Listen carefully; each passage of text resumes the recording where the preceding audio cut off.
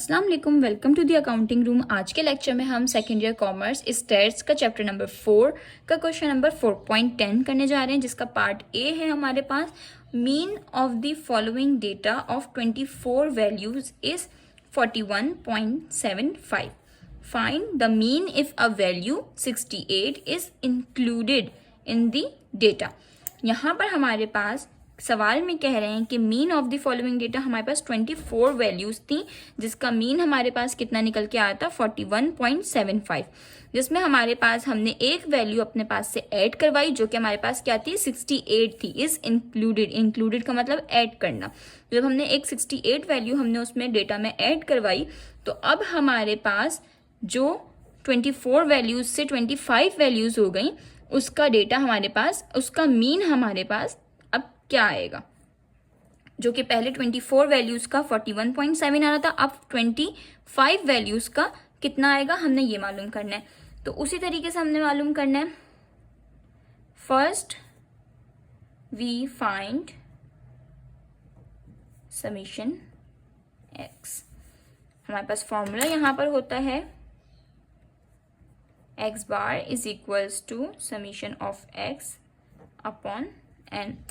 अब हमारे पास एक्स बार, हमारे पास मीन कितना दिया हुआ है, ओल्ड मीन हमारे पास 41.75 is equals to summation of X हमें नहीं पता, एज इट इज ऐसी रह जाएगा। एन हमारे पास कितना है, नंबर ऑफ डेटा हमारे पास 24, तो हम यहाँ पे क्या करेंगे 24 लिख देंगे। देन इसके बाद हमारे पास 24 यहाँ पर इससे डिवाइड हो रहा था, उधर जाके इससे क्या हो जाएगा मल्टीप्लाई हो जाएगा। तो 41.75 multiply by 24 is equals to summation of X.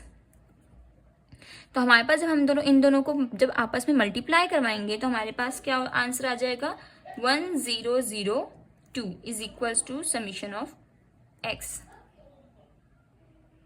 1002 is equals to summation of X, तो हम इसको लिखेंगे summation of X is equals to 1002।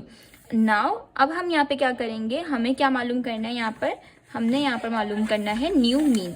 ठीक है, न्यू मीन हमने मालूम करने के लिए हमारे पास फॉर्मूला क्या होता है, X bar new is equals to summation of X plus इसलिए लिखेंगे हम लोग क्योंकि यहाँ पर हमने वैल्यू ऐड करवाई हुई है। तो जब हम ऐड करवाते हैं न्यू मीन में कोई भी वैल्यू हम जब ऐड कराते हैं, इंक्लूड कराते हैं, तो हमारे पास क्या होता है प्लस की साइन यहाँ पे आती है, और जो वैल्यू हम यहाँ पर ऐड कराते हैं हम वो वैल्यू लिखते हैं। तो हमने कौन सी वैल्यू ऐड कराई थी, 68 करवाई थी। अब हमारे पास 24 पहले डेटा था, जब हमने इसमें एक वैल्यू जो है उसमें हमने ऐड करवा दी है 68, तो हमारे पास अब कितनी वैल्यूज हो जाएंगी 25 वैल्यूज हो जाएंगी।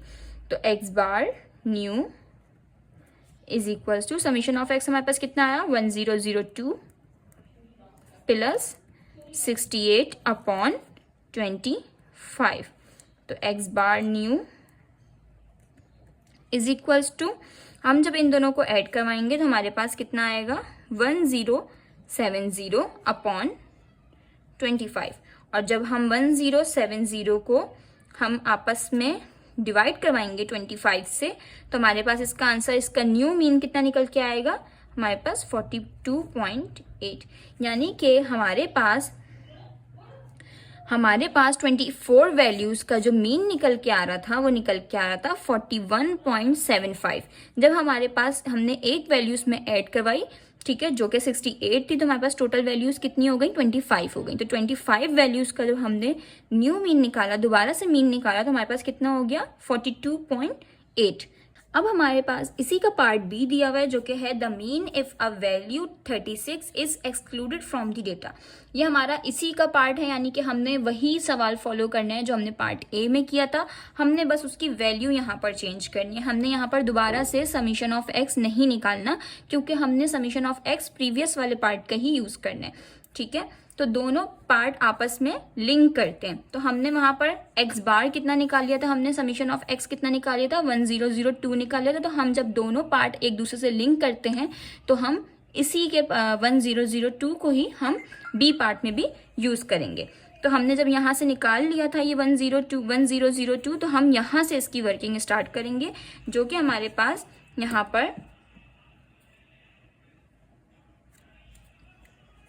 हमारे पास न्यू मीन का फॉर्मूला है X bar new is equals to summation of x, और हम क्या कर रहे हैं 36 वैल्यू को हम एक्सक्लूड कर रहे हैं। तो हम क्या करेंगे, एक्सक्लूड करना यानी कि माइनस करना। तो हमने यहाँ पे क्या किया, माइनस की साइन लगाई, और जो वैल्यू हम एक्सक्लूड कर रहे हैं वही वैल्यू हम एज इट इज यहाँ पर लिख देंगे।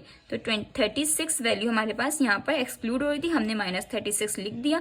अब टोटल वैल्यूज हमारे पास कितनी थी, अगर हम पार्ट ए में सवाल को देखें तो हमारे पास 24 वैल्यूज थी, ठीक है पहले। अब जब उसमें से हमने एक वैल्यू 36 को माइनस कर दिया तो हमारे पास पीछे कितनी बची, 23 वैल्यूज बची। तो यहाँ पर हम लिखेंगे x bar new is equals to summation of x, हमारे पास कितना आया था 1002 माइनस 36 अपॉन 23। तो इन दोनों को जब हम आपस में माइनस करवाएंगे तो हमारे पास आएगा 966 अपॉन 23, यानी कि x bar new is equals to 966 upon 23। और इसी को जब हम यहाँ पर डिवाइड करवाएंगे, 966 को हम 23 से डिवाइड करवाएंगे तो हमारे पास इसका आंसर क्या आएगा, आंसर कितना आएगा 42, जो कि हमारे पास न्यू मीन है किसका, 23 वैल्यूज का, जिसमें से हमने 36 वैल्यू क्या कर दी थी, इसमें से एक्सक्लूड करवा दी थी। 24 वैल्यूज का हमारे पास कितना मीन निकल के आ रहा था 41.75। जब हमने उसमें से 24 में से एक वैल्यू जो कि हमारे पास 36 थी, हमने जब उसको ऐड माइनस करवा दिया इसमें से, तो हमारे पास पीछे कितनी बची, 23 वैल्यूज बची। जब हमने 23 वैल्यूज का हम दोबारा से मीन कैलकुलेट किया तो हमारे पास कितना निकल के आया, 42 निकल के आया। आज के लिए इतना ही, मिलते हैं नेक्स्ट वीडियो में, तब तक के लिए अल्लाह हाफिज।